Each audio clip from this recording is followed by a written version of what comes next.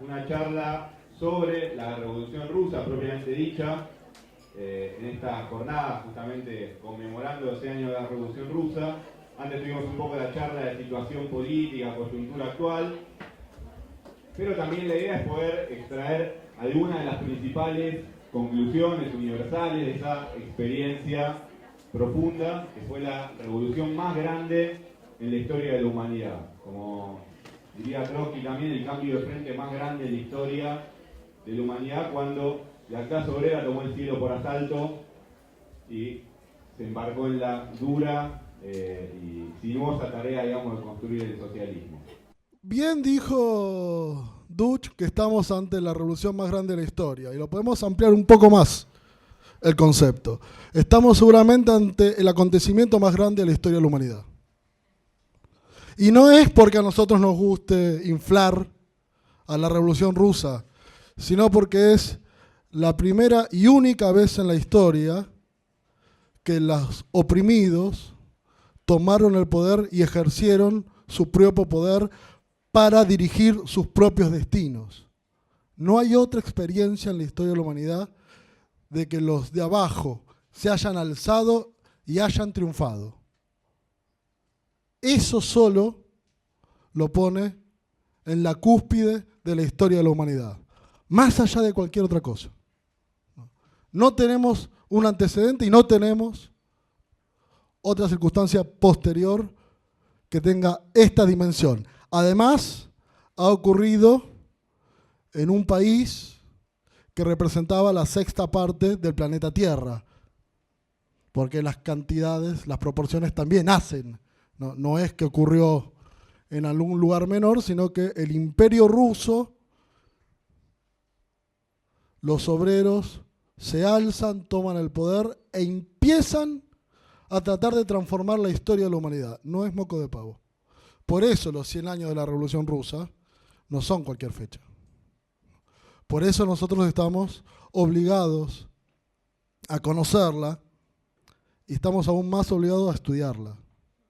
Nosotros vamos a hacer esta charla que tiene el objetivo de agarrar algunos nudos. Y van a ser varios, pero solo algunos. La experiencia y la riqueza de la Revolución Rusa no pueden ser abarcados en una charla, sino que se requiere el estudio sistemático de lo que ocurrió en 1917 en el territorio del Imperio de los Zares. Ahora, como ya les dije, vamos a tener que llegar al 17. ¿Cómo llegar al 17? Bueno, primero vamos a tratar de hacer, les recomiendo a todo el mundo ya, quien no lo tenga tiene que conseguirlo y todo el mundo tiene que leerlo y después de leerlo estudiarla, la historia de la Revolución Rusa de León Trotsky. Es uno de los libros más importantes del siglo XX. Es una de las obras más grandes del marxismo. No es un libro de historia, es muchísimo más que un libro de historia. Son 50 y pico de capítulos que tienen por lo menos 40 monografías incorporadas sobre temas específicos que deben ser estudiados particularmente. O sea que les recomiendo a todo el mundo que se la provea, la lea primero y después la estudie. Junto con eso les recomiendo otros dos libros que ayudan y son muy buenos.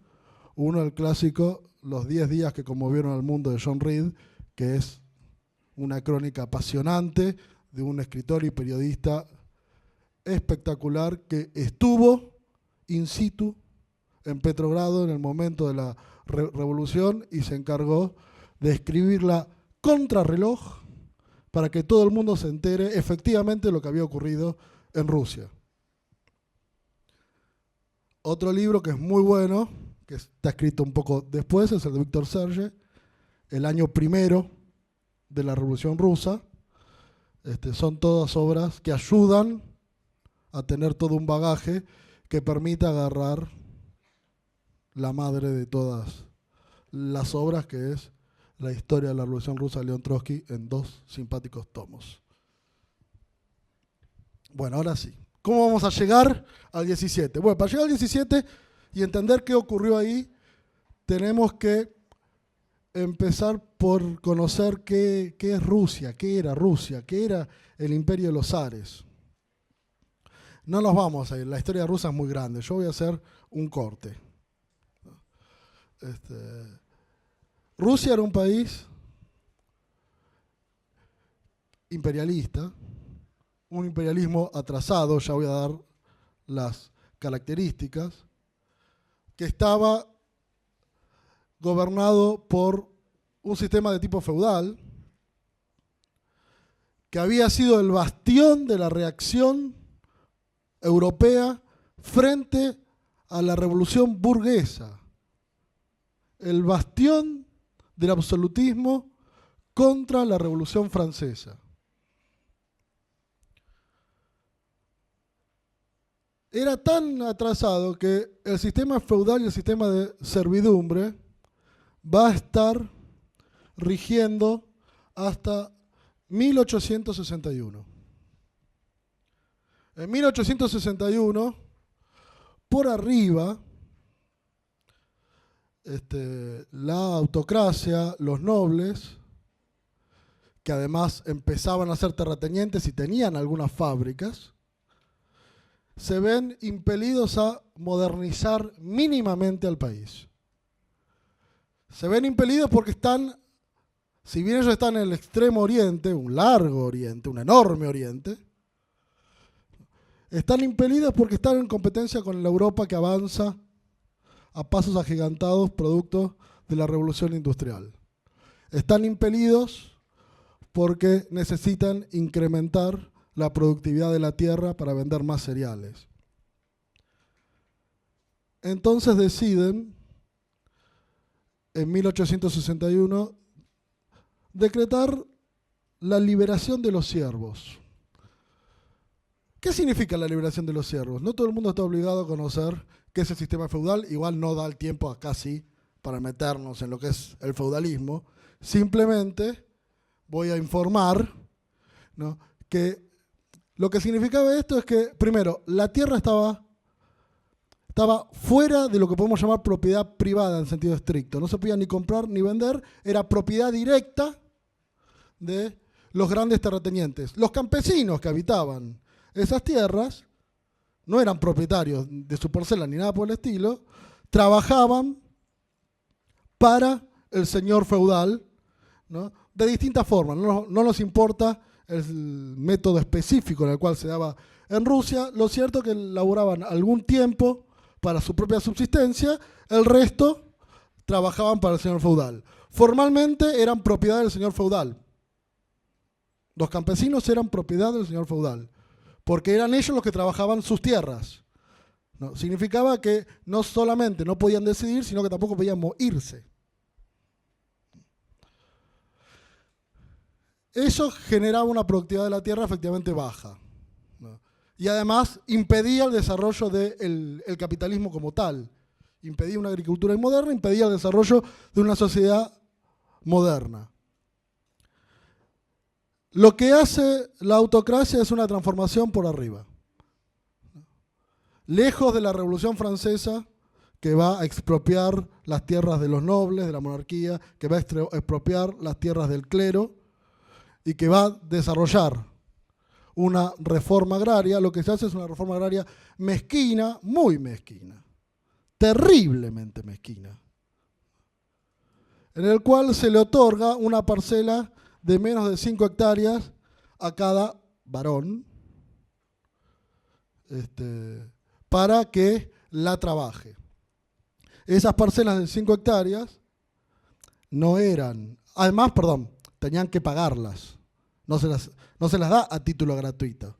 Tenían que pagarlas. Unas parcelas que no alcanzaban para la autosustención de cada una de las familias campesinas. Además, estaban atadas a un pago que le tenían que dar a los terratenientes, que hasta aquel entonces eran los propietarios. ¿Cuál fue el resultado de esto? Bueno, dos cosas. Muchos campesinos no podían pagar, ¿no? Lo que generó que ahora que son propietarios tengan que vender o perder sus tierras, o que para poder subsistir tengan que alquilarle las tierras al señor feudal. Entonces no solamente tenían que pagar lo que les habían dado, sino que además tenían que pagar el alquiler de las tierras que habían pedido. ¿No? Esto va a generar dos cosas. Primero, que los campesinos se maten trabajando a más no poder porque estaban pisados por las deudas. Lo que va a generar efectivamente un incremento del 140% en la producción de cereales en Rusia en 20 años. Y además va a generar que muchos campesinos se vean obligados a vender sus tierras y a irse a las ciudades, generando eso que Marx ya había llamado el ejército industrial de reserva. Las ciudades empiezan a poblarse de campesinos desalojados del campo y empieza un incipiente pero constante desarrollo de la industria en Rusia. Ese proceso, yo tengo unos datos que no, a ver. Mira, les voy a dar unos datos para que dimensionen un poco.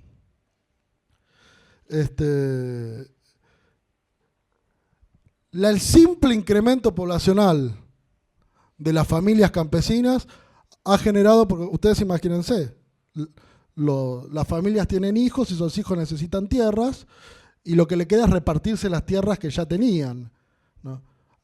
Cuando llegamos al 1900, en promedio, cada campesino varón tenía 2,5 hectáreas, un poco menos. Si 5 no alcanzaba, los invito a vivir con la mitad. 10 millones de familias campesinas tenían alrededor de 70 millones de hectáreas. 27.000 terratenientes tenían 60 millones de hectáreas. Repito, 10 millones, 70. 27.000, 60. De los cuales 700 tenían 20 millones de esas 60. ¿Se entiende? No. Esa es la distribución de la tierra en Rusia cuando llegamos al 1900. Y las 10 millones de familias campesinas, permítanme, estamos hablando de 30 millones de personas, 40 millones de personas. Son familias, no individuos. Los otros sí son individuos. Gracias.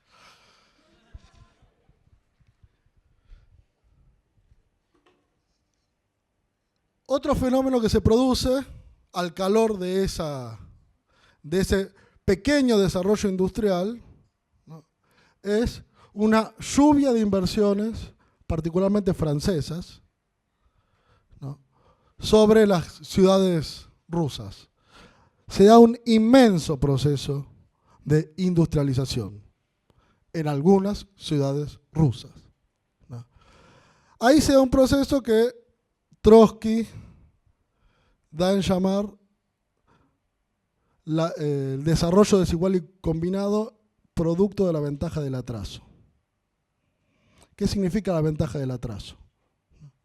Si en el resto de los países capitalistas que tuvieron el desarrollo de la revolución industrial paso a paso durante décadas, que pasaron del artesanado a la manufactura, a la pequeña industria, a la gran máquina, y entonces cada etapa que va avanzando se superpone a los estadios anteriores.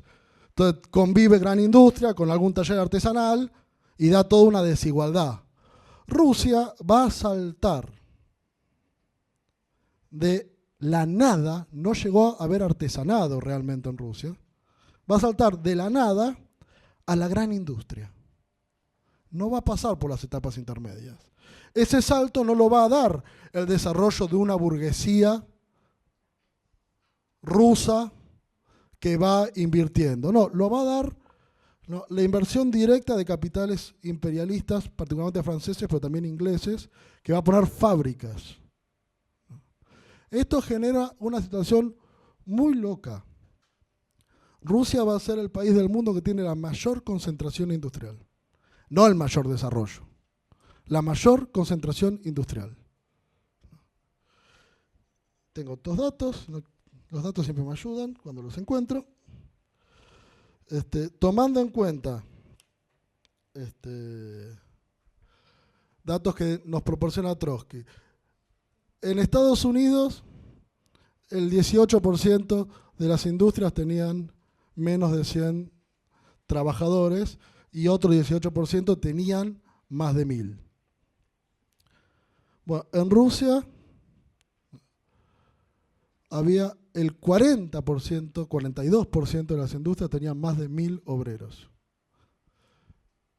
En Moscú, en Petrogrado llegaba al 45%, en Moscú llegaba al 57% de las industrias, tenían más de 1000 obreros.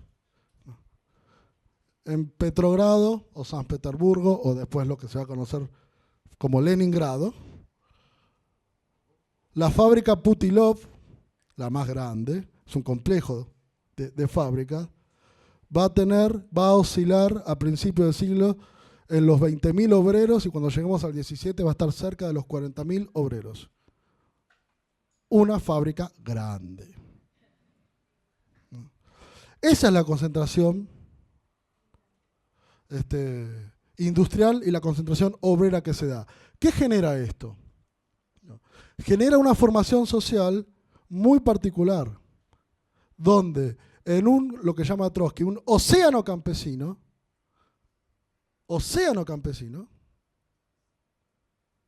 va a haber algunos nichos de desarrollo industrial, ¿no?, equiparables, inclusive superiores a las principales potencias.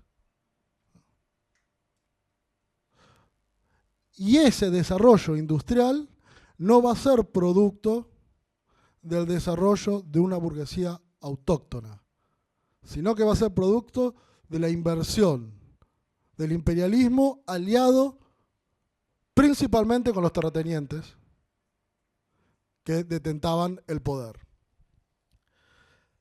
Este dato es muy importante para tener en cuenta, porque el desarrollo de la industria naturalmente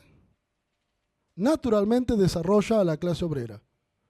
Donde hay una industria, hay obreros. Si hay 2 industrias, hay más obreros.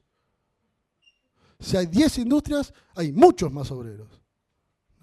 En los países capitalistas clásicos, va a decir Marx en el manifiesto, el desarrollo de la clase obrera va al compás del desarrollo de la burguesía nacional. Cada paso en el desarrollo de la burguesía nacional, va a decir Marx en el manifiesto comunista, es un paso en el desarrollo de la clase obrera. No. Una burguesía nacional fuerte va a generar a sus sepultadores, que es una clase obrera fuerte. En Rusia, los sepultadores se generan sin que se genere una burguesía nacional fuerte. Esa es la gran contradicción. Entonces tenemos una burguesía liberal pequeña, que es industrial, todo lo que ustedes quieran, pequeña, una clase obrera fuerte y concentrada en un océano campesino.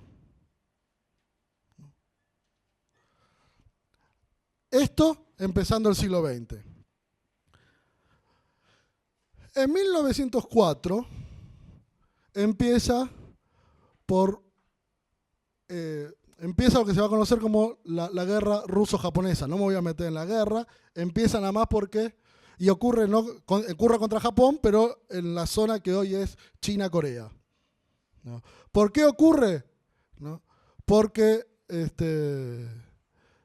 quería el zar primero colonizar más toda la zona oriental, y además estaba el desarrollo que le importaba mucho al imperialismo francés del tren transiberiano.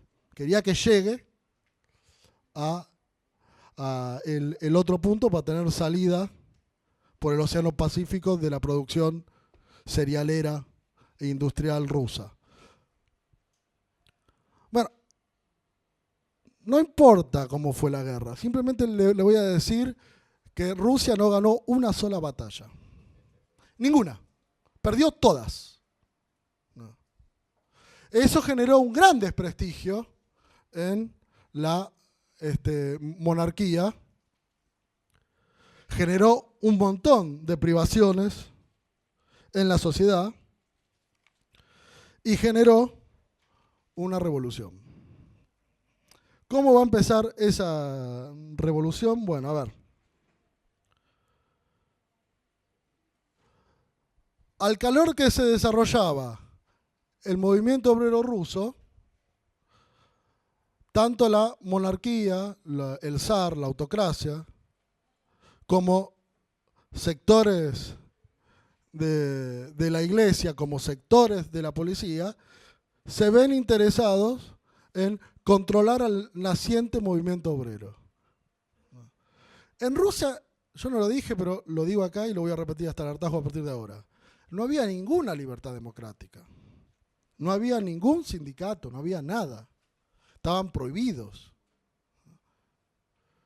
Entonces, para evitar preventivamente que se formen sindicatos, la policía del zar con la iglesia organizan sindicatos policiales. No abiertamente, pero eran efectivamente sindicatos organizados por el mismo Estado, para evitar que los obreros formen los propios. Y ocurre un hecho curioso. En la fábrica Putilov, a principios de enero de 1905, echan a 4 obreros, que eran parte del sindicato. Entonces, el sindicato se vio obligado a hacer algo y armó un conflicto en la fábrica, que rápidamente consiguió la solidaridad de las fábricas vecinas. El ánimo estaba tan caldeado que para descomprimir, ¿no?, el jefe de ese sindicato, que era un cura, el cura Gapón, el Pope Gapón, llama a una movilización. Una movilización a el Palacio de Invierno, que era una procesión, con velas, con estandartes de los santos, a pedirle al zar que interceda frente a los malos patrones de la fábrica Putilov, y se arma un pliego de reivindicaciones que rápidamente le excede al cura Gapón. Primero porque se plantea la jornada laboral de 11 horas. La jornada laboral era de 14. En realidad no había jornada laboral. No. Pero no se laburaba menos de 14. No. Piden una constitución, no una república. Piden que los ministros sean responsables frente a alguien. Y piden la separación de la Iglesia del Estado. No. La procesión sale de todos los barrios obreros, se organiza en todas las fábricas. Y se da algo que nadie esperaba. En cada esquina la policía secreta de las Centurias Negras organizó emboscadas contra los manifestantes. Y disparó. Salieron los cosacos, sable en mano, y degollaron gente. No se sabe cuántos muertos hubo. Cientos de muertos, cientos de heridos. Esa masa obrera que estaba muy enojada, pero que no había pasado ningún límite frente al zarismo, se encuentra con que el papacito zar, como empezaba la súplica, los degolló y los persiguió por toda la ciudad. Eso abrió todo un año de conflictos. Todo un año de conflicto abrió una revolución ese día, domingo 9 de enero de 1905, que pasó a la historia como el Domingo Sangriento. Dio la luz de la primera revolución rusa. La señal de partida de la primera revolución rusa. Hay una serie de fenómenos, yo los voy a pasar rápidamente, que los pongo solamente a título ilustrativo, y lo voy a pasar si lo encuentro, que son: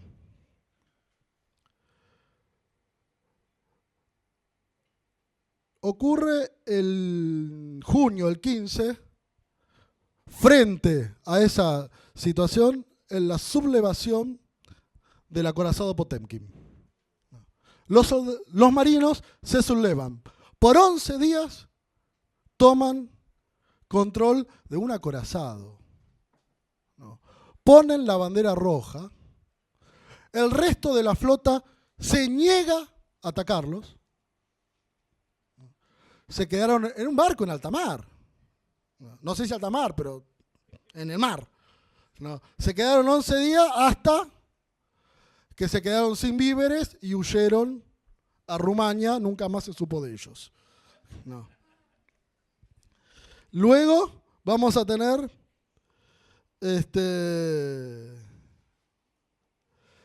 la sublevación de la flota del Mar Negro y la sublevación de 2 o 3 cuarteles más. Frente a esa situación creciente, el zar decide retroceder y declara la formación de la primera Duma. ¿Qué es la primera Duma del Estado? A ver, para que se entienda. Era una organización consultiva, donde el zar, en realidad el zar no la tenía que consultar, ellos podían opinar y decirle al zar qué les parecía que tenían que hacer, y el zar les podía decir sí o no.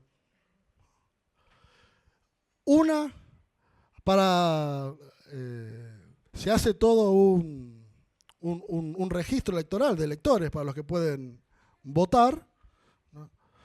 Por supuesto es censatario, solo pueden votar los propietarios, los grandes propietarios, los terratenientes, los grandes terratenientes. Les voy a dar un dato. De una población de 1,5 millones de habitantes que tenía Petrogrado, el registro electoral contó con 9.500 personas. 1,5 millones. 9.500 estaban habilitadas para votar. No. Ni la clase media podía votar. No. Con eso, la burguesía liberal ya se quedó contenta. No. La revolución a la burguesía liberal no le gustaba nada. Ni siquiera para conquistar las mínimas conquistas democráticas. Ni siquiera para sacarse de encima a los terratenientes, que eran los que impedían el desarrollo de la burguesía. Nada. La movilización obrera le daba suficiente terror, ¿no?, para luego de simpatizar durante los primeros días, inmediatamente se pasan al bando de la reacción y están a favor de cerrar filas ante el mínimo acuerdo. Pero claro, todo esto no resolvía el problema. No resolvía el problema de la guerra, no resolvía el problema del abastecimiento, no resolvía el problema de la inflación, que se comía los salarios, no conseguía el problema de la organización democrática, y hace que el 10, en octubre del mismo año de 1905, por un hecho menor, es importante o es significativo.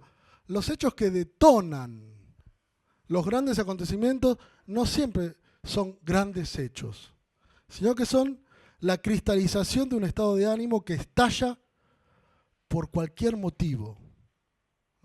Lenin decía que potencialmente detrás de cualquier huelga se esconde la revolución. Los tipógrafos de Petrogrado se declaran en huelga. ¿Por qué se declaran en huelga? A los tipógrafos les pagaban, ¿no?, por tipo que ponían, por letra. y exigían que los signos de puntuación sean contados como letras. No. A ver, ¿se entiende? ¿No? Porque un punto, una coma, un acento, sea contado como letra. No. Eso fue el comienzo de la huelga. Bueno, se solidarizó todo Petrogrado. Y la huelga de los tipógrafos se transformó en huelga general. El 13 de octubre de 1905, para coordinar esa huelga general, cada fábrica manda un delegado y se conforma el Consejo de Obreros de Petrogrado, o como se conoce en ruso, el Soviet. Es una coordinadora de huelga. El Soviet nace como coordinadora de huelga.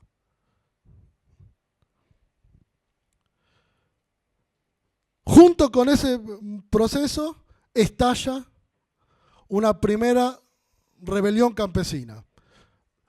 Los campesinos, hartos de vivir con 2,5 hectáreas y lleno de deudas, porque además, yo me olvidé de decirlo, pero una de las trampas que le hizo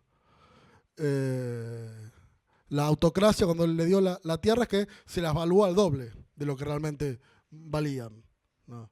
Hartos de no poder vivir, deciden hacer lo que los campesinos históricamente hacen, que es ir a casa del señor feudal y prenderla a fuego, ¿no? 2.000 haciendas van a ser prendidas a fuego en octubre de 1905. Se subleva la base militar de Kronstadt, se vuelve a sublevar la flota del Mar Negro y la autocracia vuelve a retroceder. Amplía el voto a las clases medias. Pero más allá de eso, ¿no?, el fervor revolucionario hace que, no por derecho, pero sí de hecho, empiecen a aparecer la prensa revolucionaria por todos lados, ¿no? Aparecen más sindicatos, se impone la amnistía de los presos políticos, inclusive se obliga al zar a devolverle la autonomía a Finlandia, que está ahí al norte de Petrogrado, está pegado a Petrogrado. No tenemos un mapa, y hubiese sido bueno, pero hubiese sido muy difícil también.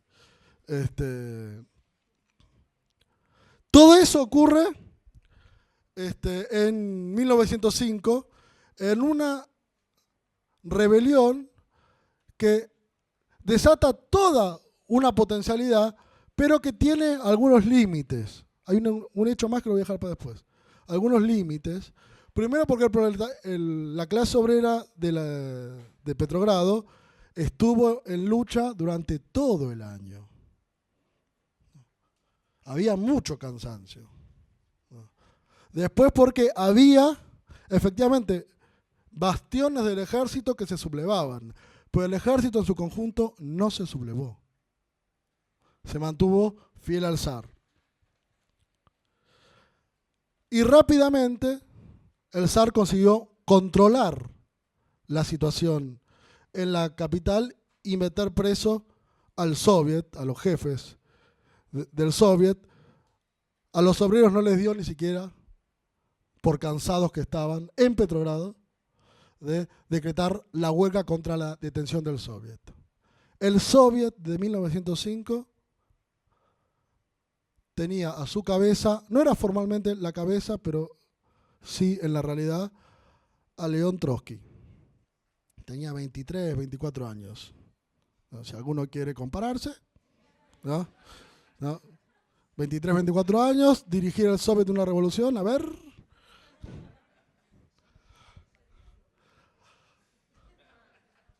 Todo esto ocurría en Petrogrado. Pero Moscú no había sufrido un desgaste tan grande durante todo el año. Entonces, el 7 de diciembre se declara en huelga general, ¿no? Y la huelga general inmediatamente se transforma en insurrección, ¿no? Una insurrección que duró varios días, ¿no? Al final, con las tropas que vinieron, consiguieron aplastarla. Le voy a dar, a título informativo, los costos para la clase obrera de la Revolución de 1905. 15.000 muertos, 18.000 heridos, 79.000 presos.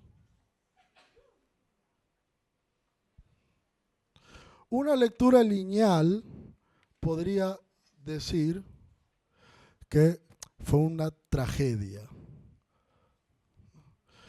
Lamentablemente, a las clases oprimidas no les queda otra cosa que aprender en base a su propia experiencia y a sus propios errores. Y el error no fue la revolución de 1905, sino distintas circunstancias que la atravesaron. La revolución de 1905 generó una ruptura de la clase obrera con el zar. No. Esa clase obrera nunca más va a ir a pedirle al zar, en buenos términos, absolutamente nada. Otro tema es que no lo haya podido derrocar en 1905. No. Pero la clase obrera y la autocracia clavaron dos trincheras separadas. La clase obrera gestó y probó todas sus fuerzas. La clase obrera organizó sus primeros organismos de combate y de conjunto pasó por la experiencia y la enseñanza del choque abierto contra el Estado, en este caso el Estado feudal. Y la Revolución Rusa de 1905 fue un hecho de dimensiones continentales, por no decir mundiales, vamos a ser humildes, ¿no? Porque va a sembrar un hito en la historia del movimiento obrero mundial y en la historia de la teoría de la revolución obrera. E inmediatamente doy un salto hacia atrás y hacia Occidente, ¿no? Porque voy a hacer una rapidísima, antes de continuar en Rusia, una rapidísima repaso de la historia de la revolución. La historia de la revolución tiene su inicio, ¿no?, con un hecho colosal que cambió la historia de la humanidad, que es la Gran Revolución Francesa. En 1789, de 1789 a 1993, para ponerle un tiempo, ¿no?, la burguesía francesa apoyada en los sectores de las clases bajas de las ciudades, toma el poder en Francia. Hay que estudiarla, la Revolución Francesa. Y si les prometí que va a ser larga la Revolución Rusa, les prometo que no me voy a meter en nada en la Revolución Francesa. No. Pero efectivamente, la burguesía, que era una clase que políticamente no dirigía, pero sí era la clase económicamente dominante en Francia. De hecho, el rey y los nobles eran deudores de los comerciantes y banqueros franceses. Y por eso, por el pago de las deudas, empieza la revolución. Deciden efectivamente sacarse de encima, ¿no?, a los nobles y derribar la propiedad terrateniente y empezar con lo que se va a conocer como la República Burguesa. La República Burguesa se decreta en el 93, cuando los jacobinos toman una decisión histórica, que es llegar a la conclusión que el rey, mientras tenga su cabeza encima de sus hombros, es rey y gobierna, y decidieron separar los hombros de la cabeza del rey. A partir de ahí, la Asamblea Nacional con su ala radicalizada de la burguesía, los jacobinos, no el ala más de izquierda de la Revolución Francesa, pero no nos vamos a meter en eso, ¿no? Va a iniciar un proceso que va a transformar con los años, Napoleón mediante, a toda Europa. Ese es el arquetipo de la revolución que conoce todo el movimiento socialista hasta la revolución de 1905. No. Esa revolución además planteaba que la burguesía tiene que hacer saltar por los aires el dominio feudal. Marx, para 1845, perdón, va a plantear en el manifiesto que efectivamente el desarrollo de la burguesía estaba llegando a sus contradicciones, había generado el movimiento obrero y se ponía la posibilidad abstracta, para él en el manifiesto era más concreta, pero después va a corregir sus previsiones, la posibilidad de la revolución obrera. También en Francia, 1848, va a haber otro fenómeno. No me voy a meter tampoco en nada, son solo puntos. Esto también debe ser estudiado, compañeros, lo lamento. ¿No? Pero va a haber una nueva revolución. Pero va a encontrar un fenómeno. Va a ser una revolución porque efectivamente se había reimplantado la monarquía. En Francia la monarquía fue y vino. Por eso esta es la cuarta república o la quinta, ya no me acuerdo. La cuarta. Quinta, bueno. Si esta es la quinta república, hubo 4 antes. No. Hay una revolución impulsada nuevamente por la burguesía contra los nobles, pero se da un fenómeno. Salen los obreros de París principalmente, ¿no?, a luchar contra la monarquía, pero en vez de ponerse como estaban acostumbrados atrás de la burguesía, se ponen al lado y la miran de reojo. Porque además de plantear las conquistas democráticas, plantean problemas como el salario, la jornada laboral, las condiciones de trabajo, todas cosas que la burguesía horrorizada, porque no eran los problemas de la república, eran problemas sectarios, problemas de clase.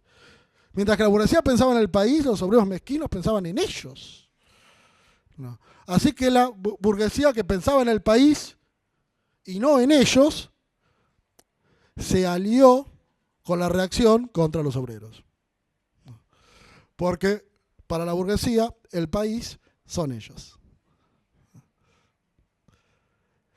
Y la revolución de 1848 va a dar paso después, efectivamente, a la llegada de Luis Bonaparte y todo un proceso que no me voy a meter, pero,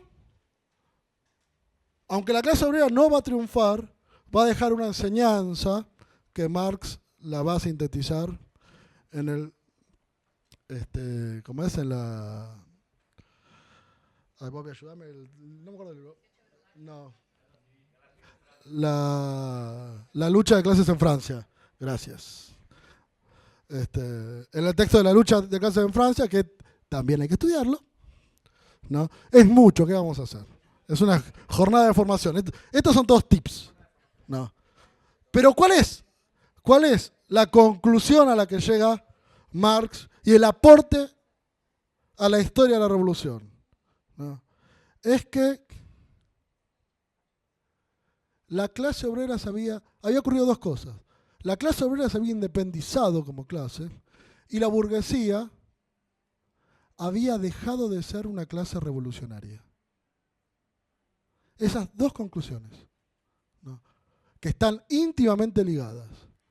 Porque la clase obrera se desarrolló lo suficiente como para tener independencia política en los acontecimientos nacionales, la burguesía, que no la puede controlar más como lo había hecho hasta el momento,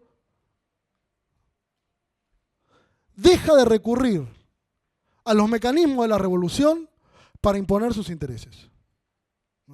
La revolución es demasiado peligrosa frente a la clase obrera, moderna, organizada, independiente, la burguesía se transforma en reaccionaria.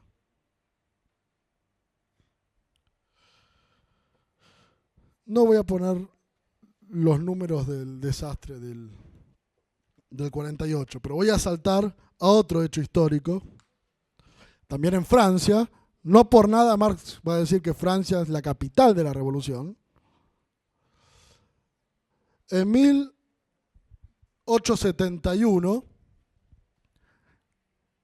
luego de la derrota de Francia en la guerra franco-prusiana, las tropas alemanas llegan a la puerta de París y la burguesía francesa, con el carácter valeroso que históricamente la ha caracterizado, huye. Y deja a París entregada a los alemanes. Frente a eso, los obreros deciden organizar la defensa de la ciudad a través de la Guardia Nacional de París. Y toman el control de la ciudad. A ver, huye la burguesía, ¿no? Y se organizan en la municipalidad de París, más conocida como la Comuna, ¿no? Y organizan un gobierno a su imagen y semejanza, ¿no? Frente a eso, la burguesía decide tratar de desarmarlo y le quiere robar los cañones. Los cañones que había comprado, ¿no?, la Comuna de París haciendo colectas, ¿no? La burguesía se la quiere robar. Entonces se declara un conflicto abierto entre París, dirigida por sus obreros, ¿no? Cuando decimos que la burguesía huyó, no decimos que huyó el presidente. Huyeron todos los burgueses. Se fueron. La clase obrera no se puede ir porque no tiene a dónde irse. Los burgueses sí, se fueron a sus casas de campo. Entonces, durante 2 meses, los obreros organizan la Comuna de París a su imagen y semejanza. Y toman una serie de medidas. Mira, no las voy a mencionar porque son muchas y hay que estudiarlas. De hecho, alguien que se dedicó a estudiar minuciosamente eso, en 1917, es Vladimir Lenin, ¿no? Para entender minuciosamente qué pasó y qué conclusiones sacaron los marxistas de la Comuna de París.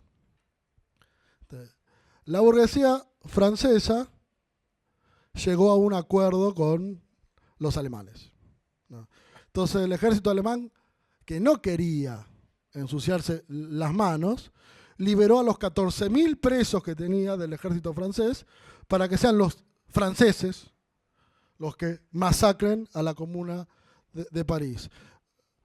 Los números hablan de entre 30.000, 50.000 muertos, 80.000, 100.000 exiliados, ¿no? Fue una masacre que ensangrentó, una masacre que era parar a los obreros en las esquinas y fusilarlos. La burguesía no perdona a la clase obrera. El terror que impuso la masacre de la Comuna de París hizo que no haya más revueltas importantes en Europa hasta 1905.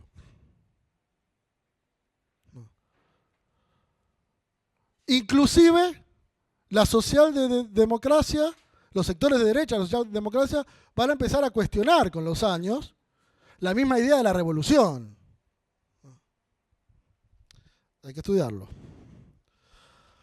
Pero la revolución de 1905 rompe el status quo, ¿no? Y no solamente rompe el status quo, sino que además muestra la movilización masiva y aparece otro fenómeno en la historia del movimiento obrero, que es la huelga general política de masas.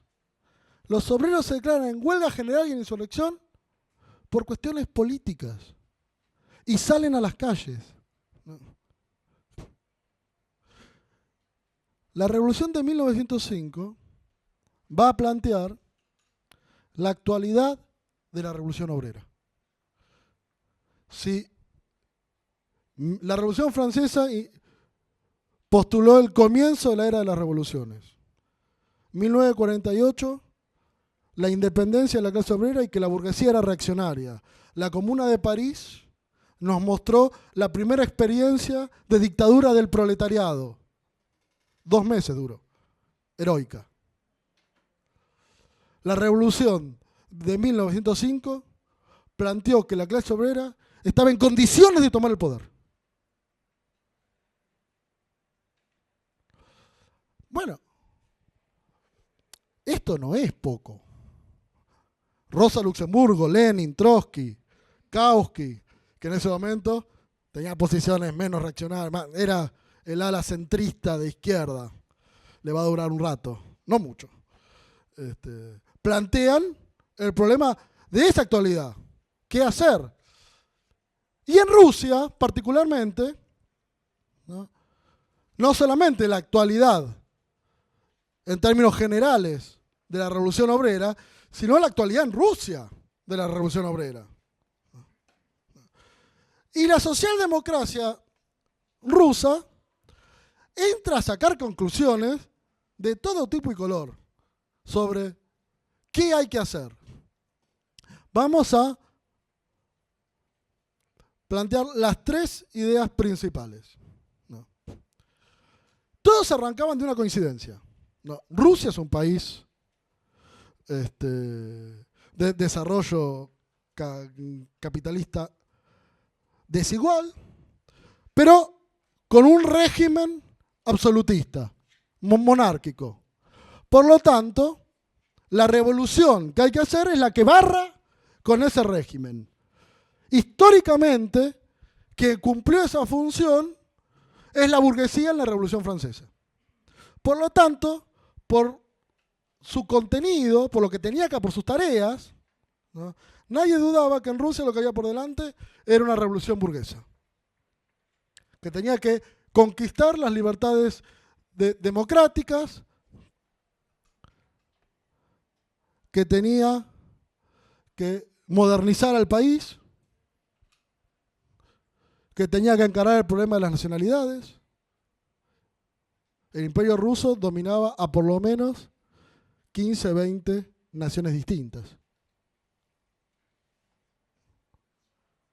que tenía que resolver el problema de la tierra. Todos coincidían en eso. A partir de ahí se abren 2 mundos distintos. Los mencheviques, que son el Partido Socialdemócrata Obrero Ruso, se forma en 1898, tiene su primer congreso real llamado Segundo Congreso en 1903. El día 1 de su congreso se divide. También hay que estudiarlo eso. Se divide en 2 salas, entre los que querían hacer un partido más organizado, más militante, y los que querían un partido más laxo. Estoy siendo muy vulgar.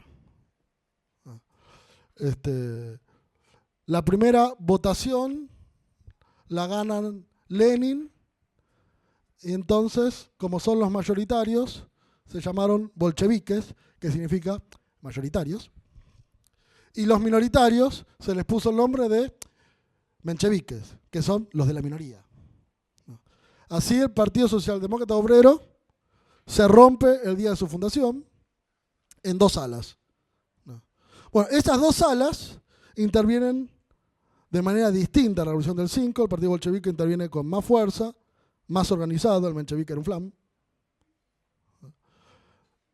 Y sacan conclusiones diametralmente opuestas. Parten de la coincidencia que estaban frente a una revolución burguesa, pero los mencheviques, ¿qué dicen? Estamos frente a una revolución burguesa, por lo tanto, ¿quién tiene que hacer la revolución? La burguesía. tan simple como que 2 y 2 es 4. No. Por lo tanto, ¿cuál es el rol de la clase obrera? ¿No? Ayudar a la burguesía a hacer su revolución y formar y tomar el poder y generar la república burguesa. En esa república burguesa, la clase obrera será su ala izquierda y luchará por sus conquistas, porque se respeten sus conquistas democráticas. Los bolcheviques decían que no, que sin duda que la revolución era burguesa, que sin duda que lo que había que imponer eran las conquistas democráticas, pero que sin duda la burguesía era incapaz de hacer esa revolución. Por lo tanto, que esa revolución que tiene como tarea imponer las libertades democráticas, que tiene como imponer solucionar el problema de las nacionalidades, que tiene como tarea solucionar el problema de la tierra, va a ser realizada por las grandes masas de desposeídos. ¿Que quiénes son? La clase obrera y los campesinos pobres. Por lo tanto, plantea que lo que hay por delante es una revolución democrática de obreros y campesinos, donde no está dicho de antemano quién la va a dirigir. La condición de esa alianza es que sea contra la burguesía y contra el zar.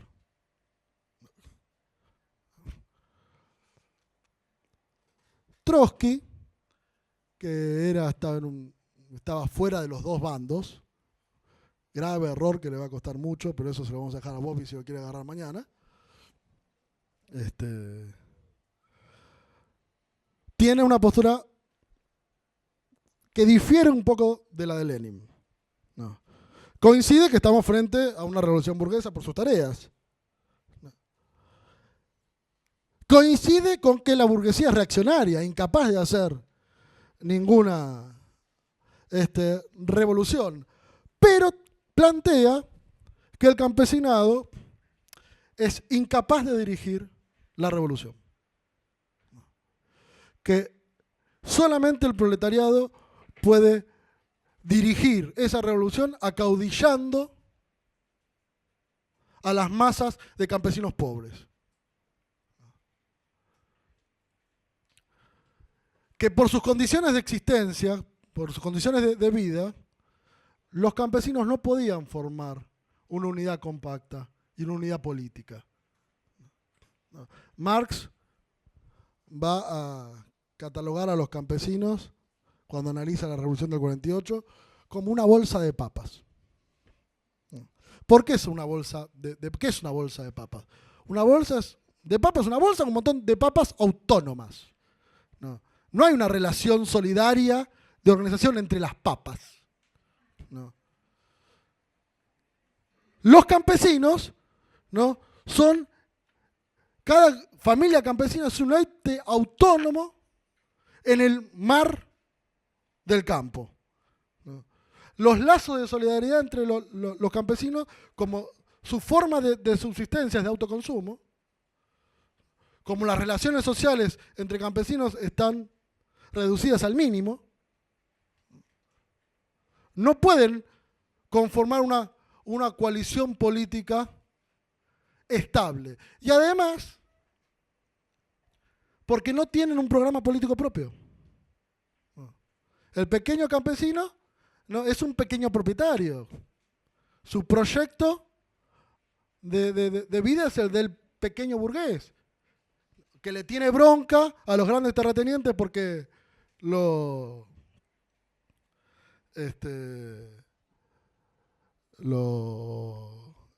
me sale la palabra. Lo presionan, pero gracias. Gracias. Retomo. No, tienen bronca, efectivamente, tienen un problema con los terratenientes porque los sofocan, para no repetir nomás. Y por lo tanto tienen un odio visceral frente a la gran propiedad, pero ellos son propietarios, pequeños propietarios. No están a favor del socialismo, del repartir los medios de producción. No, estamos a favor de repartir, ¿no?, los medios de producción de ellos. ¿Para qué? Para que una parte me toque a mí. El campesino lo que quiere es la tierra, su tierra. Por lo tanto, no puede ir más allá de un programa pequeño burgués de pequeña propiedad.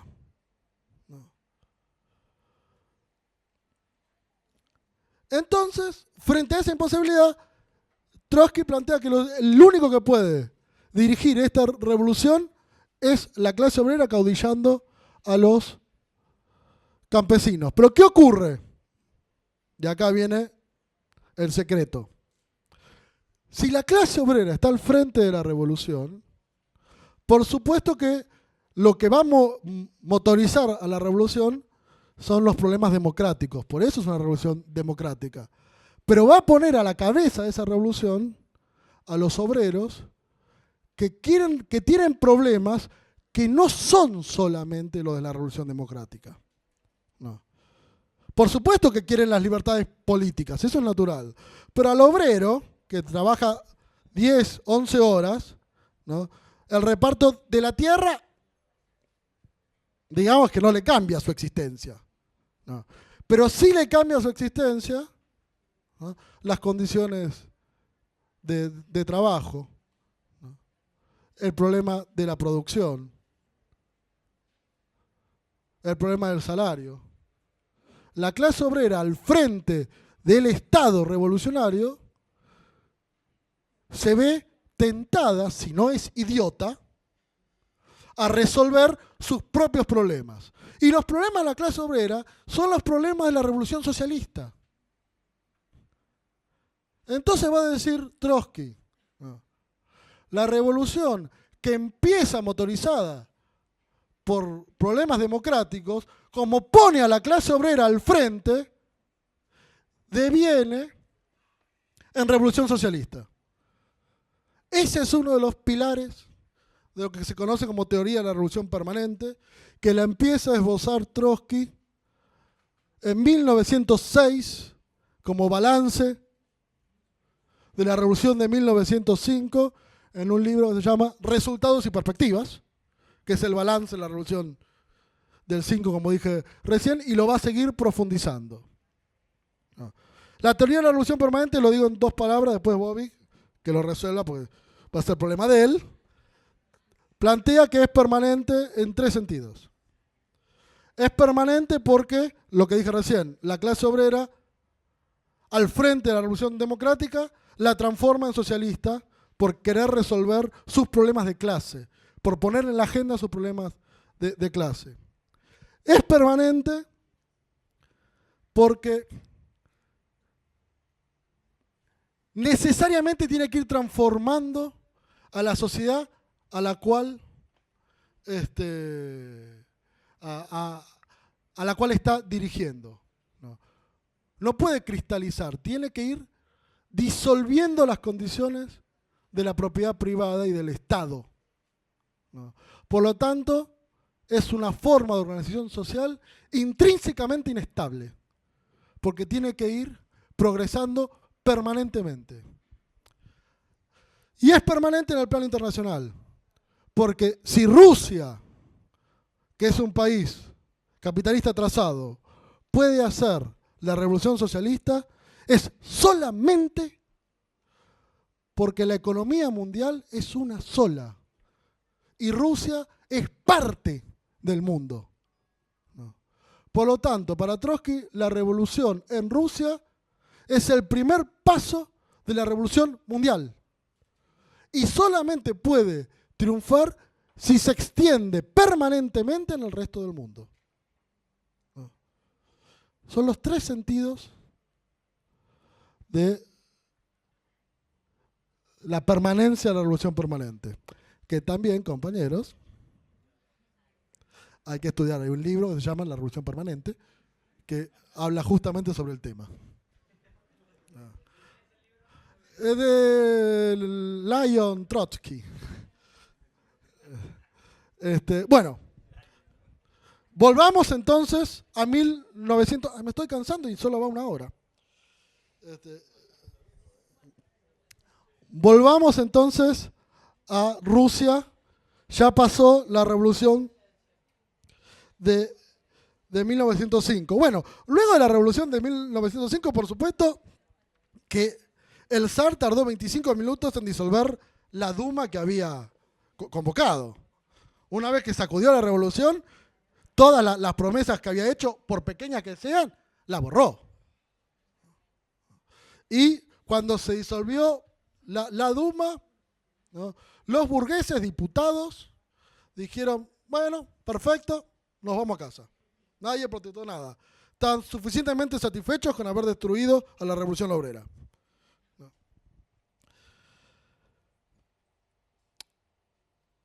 Va a empezar en Rusia, evidentemente, una época reaccionaria.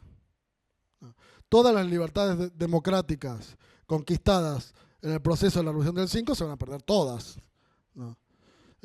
Cuando hablamos de 79.000 presos, ¿no?, son todos los obreros revolucionarios. Y los que no, se tuvieron que ir. Trotsky estuvo preso, fue exiliado.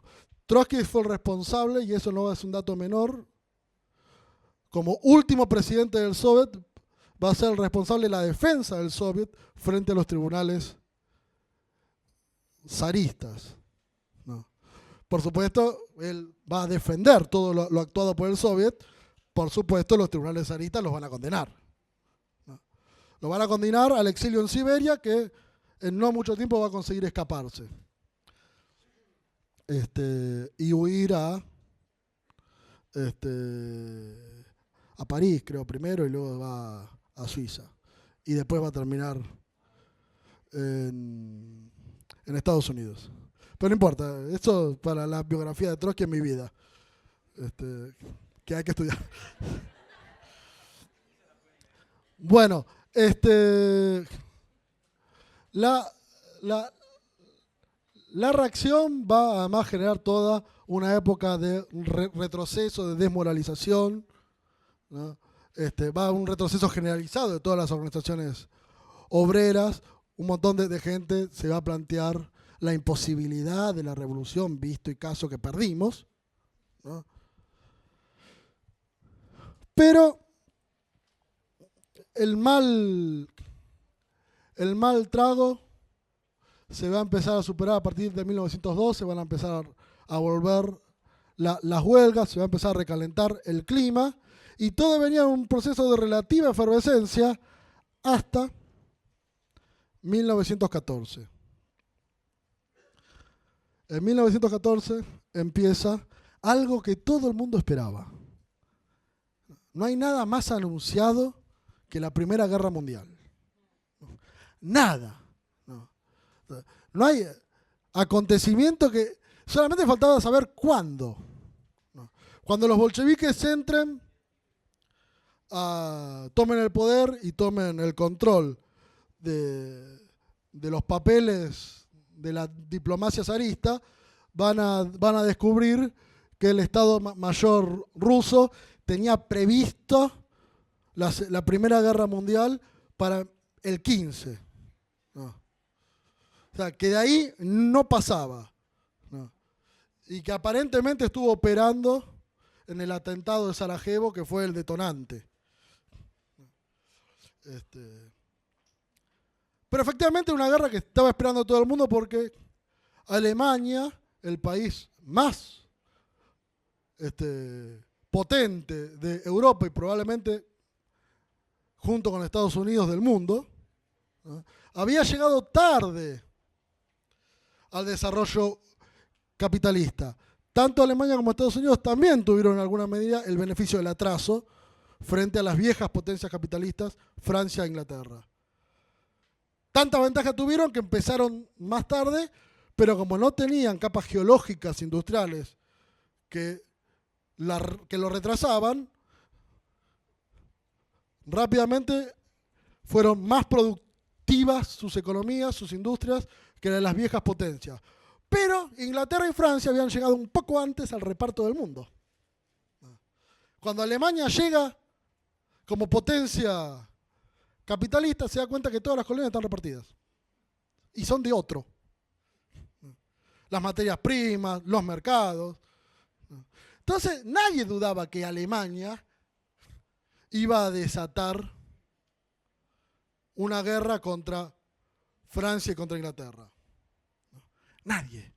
Tanto es así que el Congreso Socialista de la Internacional de 1912, frente a la guerra mundial que se viene, declara su política. No. Nadie dudó. Transformaremos la guerra mundial en guerra civil. No permitiremos que los obreros se maten entre sí en la carnicería imperialista de la burguesía industrial europea. ¿No? Aprovecharemos eso para que sea el detonante de la revolución socialista en Europa. ¿No? En 1914 estalla la guerra mundial. ¿No? Y todos esos socialistas que se habían pintado la cara de rojo, dijeron que, bueno, visto y considerando las circunstancias nuevas, ¿no? Era preferible apoyar a la propia patria, ¿no? Ante el desastre que se venía. Además, ¿no? Nuestra guerra es justa, decían los alemanes. Y lo mismo decían los franceses, y los italianos, y los ingleses. El Partido Socialdemócrata Obrero Alemán, el más grande por lejos, 1 millón de afiliados, 30 periódicos, dirigía todos los sindicatos, tenía 100 diputados en el Parlamento, aproximadamente un tercio, decide, cuando el gobierno alemán pide que se autoricen una serie de créditos para poder invertir en la guerra, el Partido Socialista Obrero Alemán vota a favor de financiar la guerra y de la paz social en pos de la patria. De los 100 diputados votan a favor 99. Solo Karl Liebknecht vota en contra. No, él votó en contra. Él vota en contra y va a quedar como cabeza, ¿no? Y por supuesto va a terminar preso además. Pero va a ser la única persona, ¿no?, que se oponga de todo el partido, el único dirigente de todo el Partido Socialdemócrata Obrero Alemán. Él y Rosa Luxemburgo, que como era polaca y mujer, ¿no?, no podía estar en el Parlamento. Bueno, esto tiene su importancia, ¿no? Rusia entra a la guerra mundial como aliado principalmente de Francia e Inglaterra, pero principalmente de Francia, ¿no? Porque el 60-70% de la economía rusa era de capitales franceses. Y entra además para resolver algunas cuestiones. Hacen acuerdos de qué se van a repartir cuando ganen, ¿no? Entonces se queda con una parte de Austria, que estaba con los alemanes, se queda con Constantinopla, bueno, se reparten en el mundo. Cada uno llega a sus acuerdos. Y el fervor patriótico de la Primera Guerra Mundial en toda Europa fue descomunal. Cuando estalló la guerra, todo el mundo estaba a favor de la guerra, ¿no? Y la gente se alistaba para ir a pelear. Los socialistas rusos, todos, se declaran en contra de la guerra. ¿No? En 1914 todos se declaran en contra. ¿No? Y forman parte del sector que quedaron de los socialistas del mundo, que según Trotsky, cuando se hizo el Congreso de Zimmerwald en Suiza, entrábamos todos en 3 autos. Todos los socialistas del mundo entraban en 3 autos. ¿No? Se declaran, esa conferencia, congreso, se declara contra la guerra, igual se divide. Lenin queda, como corresponde, en la izquierda de Zimmerwald. Trotsky queda en un lugar medio confuso. ¿No? Y había, bueno, no importa, no me voy a meter en eso. No, nada más a título informativo. Bueno, la Primera Guerra Mundial estalla. Rápidamente se cavan las trincheras y a partir de 1915 las líneas no se movieron. Fue una carnicería que no tenía fin. No iba a ganar nadie. No, nadie conseguía avanzar un paso, ¿no? Pero lo que sobraba era carne humana para mandar al frente. No. Particularmente en Rusia. Rusia cuando empieza, ¿no? Como se venía preparando para la guerra, más o menos estaban los soldados pertrechados, más o menos las cosas funcionaban, pero una vez que la guerra se extendió, las necesidades de la guerra, había que abastecer al ejército, había que mandar municiones, había que hacer municiones, había que hacer armas, había que hacer uniformes, había que mantener los trenes funcionando, había que mantener los vehículos funcionando, hacía falta combustible, todo eso no soportó el ritmo de la guerra. No. Claro, Alemania era probablemente el principal país capitalista del mundo. Su industria tenía otro trajín. No. Francia e Inglaterra tenían otro trajín. Pero la vieja Rusia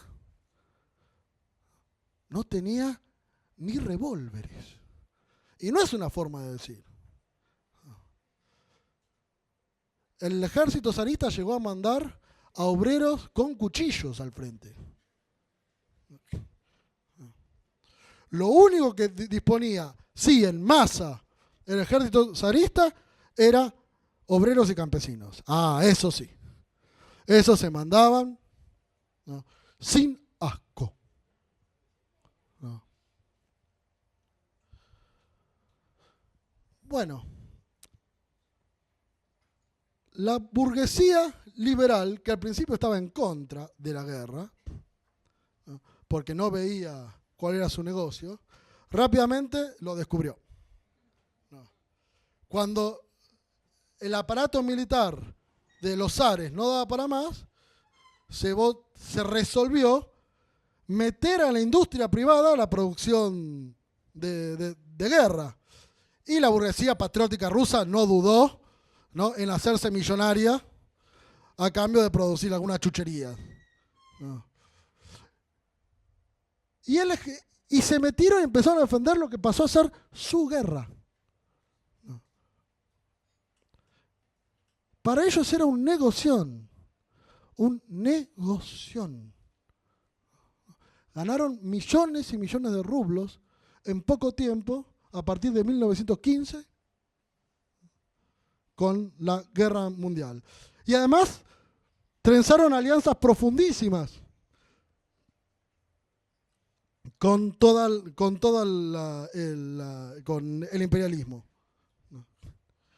Así llegamos al 17. Para el 17, la guerra no daba más. Rusia no daba más. No había trenes, no había pan. Las raciones de pan se habían reducido y era lo único que había. No es que comían otra cosa. Lo único que había era pan negro, y se había reducido a 100 gramos diarios. Si alguien quiere sacar la cuenta, son 4 rodajas de pan lactal. 100 gramos diarios. No. Y eso es lo que había para repartir, y eso sí llegaba a las ciudades, porque no había trenes y no había combustibles. Y en invierno, además, nieva. En esas condiciones va a estallar el 22 de febrero. Rusia era tan atrasada que tenía atrasado hasta el calendario. No. El 22 de febrero en Rusia es algo cercano al 8 de marzo en el resto del mundo. No. El 8 de marzo, Día Internacional de la Mujer Trabajadora, las obreras de Petrogrado salen a la calle en huelga pidiendo pan. Y van fábrica por fábrica pidiendo la solidaridad de sus compañeros trabajadores. Y se declara la huelga general. Y salen a la calle. Va a decir Trotsky en la historia de la Revolución Rusa, nadie iba a pensar que el Día Internacional de la Mujer se iba a transformar en el comienzo de la revolución. Nadie llamó a esa huelga, ningún partido. Pero las masas salieron a la calle. Y el zar las quiso reprimir. La Revolución de Febrero duró 5 días. El primer día salen, se chocan, el ejército y los cosacos. Los cosacos son además una nacionalidad que anda a caballo por sus condiciones de existencia, ¿no? Y son muy temidos porque no solo están sobre caballos, sino tienen el sable, son cosas bravas. Y quieren impedir que las manifestaciones, el zar quiere impedir que las manifestaciones lleguen al centro de la ciudad, ¿no? Petrogrado está surcada por un montón de canales por el río Neva. Por lo tanto, hay que cruzar los puentes para llegar al centro.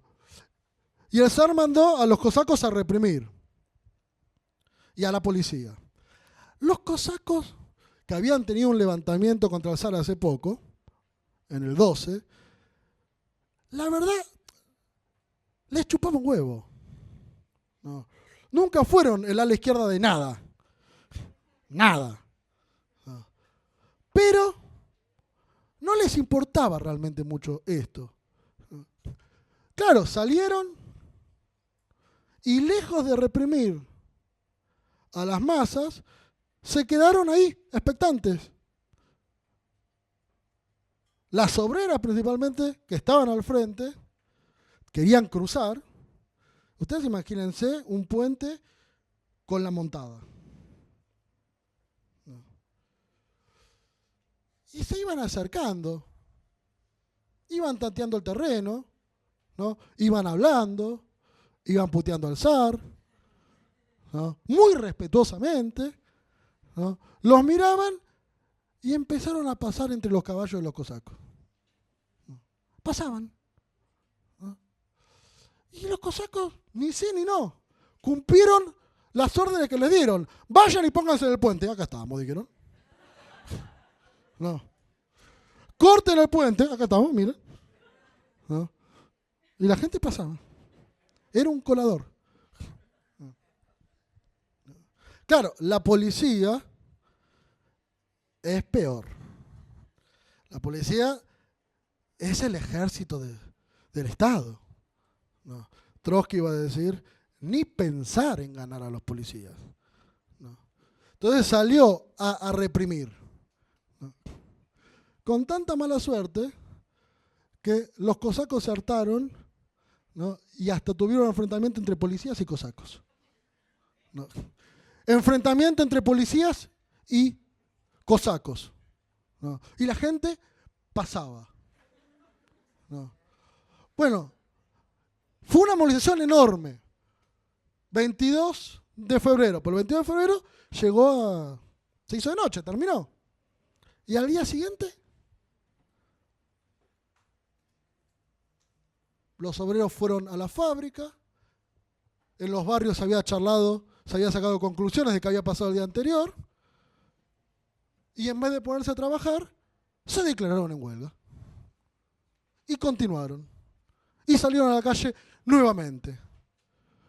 Ahí la policía salió con más fuerza, hubo enfrentamientos. No, escaramuzas. Por toda la ciudad. Que se repitieron al día siguiente. Estaba la guarnición de Petrogrado. Estaban en guerra. Y la guarnición manda el zar a los soldados a reprimir. Y los soldados salen con la orden de reprimir. Es un problema para el soldado, porque el cosaco tenía una organización propia. Pero los soldados tenían a los generales, a todo el mando, y no obedecer una orden directa se resuelve con la pena de muerte en el ejército. Si te dicen reprimido viene tu oficial y te mata por no cumplir una orden. No es sencillo.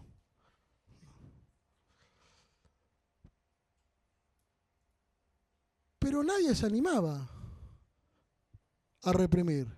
O muchos no se animaban. No. Y poco a poco empezó la convulsión dentro del ejército. ¿No? Estamos en una guerra que nos chupa un huevo. No solo nos chupa un huevo, nos está matando. Queremos que esto termine. Este zar de mierda nos está mandando a la carnicería. Y ahora quiere encima que matemos a las obreras que se van a pedir pan. Es muy duro esto. Y empezaron a haber sectores que se negaban a salir, se negaban a pelear.